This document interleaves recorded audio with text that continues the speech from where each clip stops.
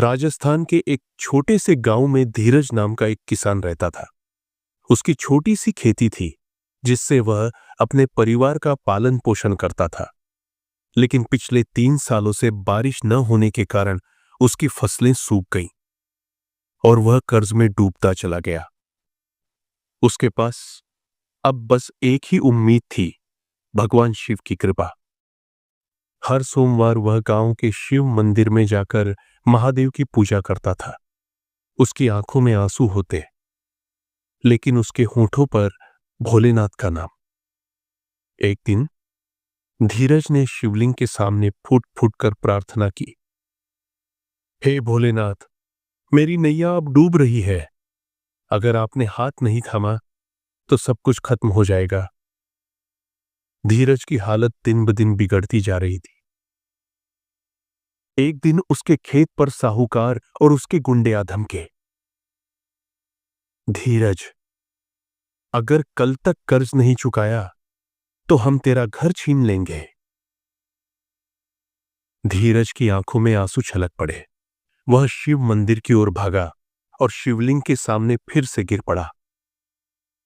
हे महादेव, अब आप ही मेरी नैया पार लगा सकते हैं।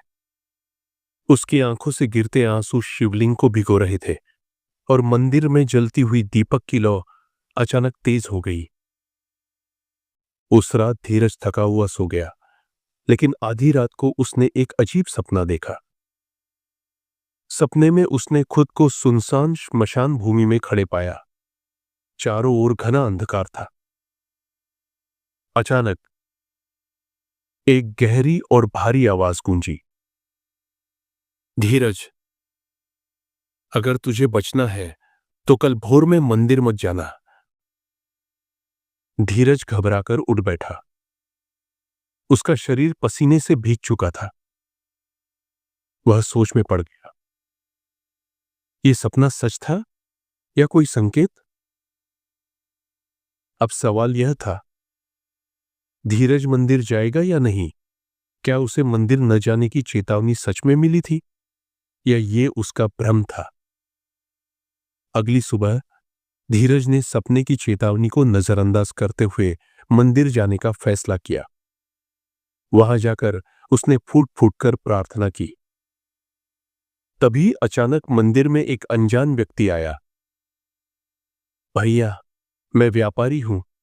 मुझे तुम्हारे खेत की जमीन बहुत पसंद आई। क्या तुम इसे मुझे बेचोगे? धीरज चौंक गया, क्योंकि उसकी जमीन तो सूखी और बंजर थी।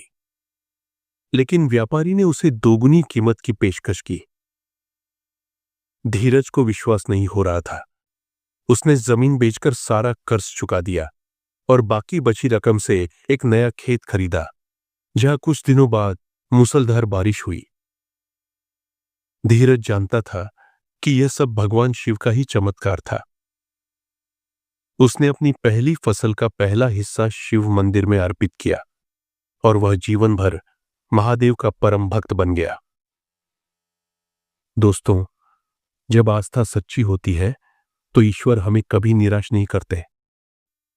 धीरज का संघर्ष इस बात का सबूत है कि विश्वास और भक्ति से बड़ी कोई ताकत नहीं होती। कभी कभी जब इंसान हार मान लेता है, तब ईश्वर स्वयं आकर हमारी नैया पार लगाते हैं। अगर आपको यह वीडियो पसंद आया हो तो कृपया लाइक करें और मेरे चैनल को सब्सक्राइब करना न भूलें। ऐसे और दिलचस्प वीडियो देखने के लिए जुड़े रहें। धन्यवाद।